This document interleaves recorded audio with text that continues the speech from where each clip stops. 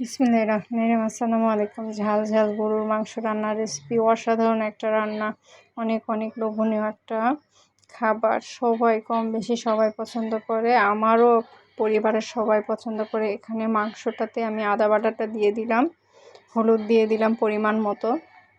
হলুদের কালারটা না আসলে মাংস রান্না জানি কেমন ফ্যাট ফ্যাটে লাগে, আর ভালো লাগে না। লবণ দিয়ে দিলাম, লবণটা পরিমাণ মতো আমি দিব, যেহেতু আমার মাংস এখানে বেশি আছে। আমি গুঁড়ো মরিচটাও দিয়ে দিলাম, কাঁচামরিচ কয়টা ভেঙে দেব। কাঁচামরিচের গন্ধ আর টেস্টটা অনেক সুন্দর হয়।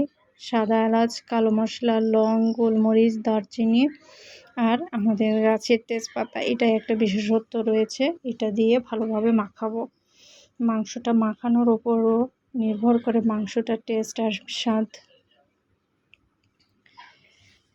যতক্ষণ ভালো করে মাখানো যাবে ততক্ষণ আমার রান্নাটা, এদিকে আমি পেঁয়াজটা পরে দিয়ে দেবো, পরে আমি ব্যবহার করব। এখানে ঝাল টাল দিয়ে ভালোভাবে ম্যারিনেট করে রাখছি।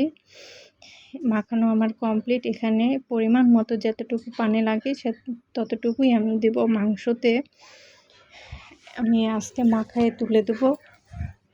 এরকম ঝাল ঝাল মজাদার মাংস রান্না, যেহেতু আমার মাংস রান্নার এই যে কমপ্লিট, দেখেন পাতিলে দেখতে মনে হলো কতগুলো, আর এখানে রান্নার শেষে এখানে ঢেলে নিয়েছি। আর এখানে মাংসগুলো একদম সিদ্ধ হয়ে সুন্দর কালার চলে এসেছে। এখানে আমি আবারও কাঁচামরিচ দিব। কাঁচামরিচের গন্ধ আর টেস্টটা অনেক মজা লাগে এবং ভালো লাগে। আমার রান্নাটা প্রায় হয়েই গেছে, কমপ্লিট। এখানে আমি কাঁচামরিচগুলো অ্যাড করে দেব। কাঁচামরিচ দিয়ে রান্না করলে দেখতেও সুন্দর হয়, কালারটাও সুন্দর হয়। আর ঝাল ঝাল কষা কষা মাংস, কার কার জিভে পানি চলে আসতেছে। আজকের মধ্যে এই পর্যন্ত। আল্লাহ হাফেজ।